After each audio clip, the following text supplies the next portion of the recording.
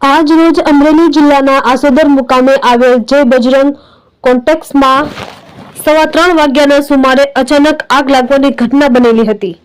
આ ઘટનાની જાણ fire emergency service Amreli control room ખાતે કરતા ફાયર ઓફિસર એસસી ગઢવીની આગેવાની હેઠળ ફાયર ફાઇટરની ટીમ તાત્કાલિક ધોરણે ઘટના સ્થળે પહોંચી હતી।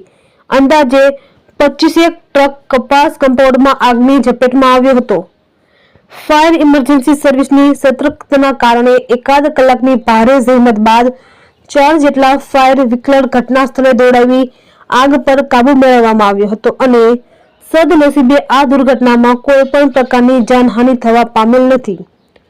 આ કામગીરી કરનાર ફાયર સ્ટાફ પ્રવીણ ચૌહાણ, સાગર પુરોહિત, કૃષ્ણ ઓળકિયા, ગોહિલ ભગવતસિંહ, સૌજીભાઈ ડાભી, ભુરિયા જગદીશભાઈ, ઈસોટિયા જયદીપભાઈ, ધવલ ચાવડા, ઇન્દ્રજીતભાઈ ખુમાણ, જયદીપભાઈ વગેરે મુખ્ય ભૂમિકા ભજવી હતી।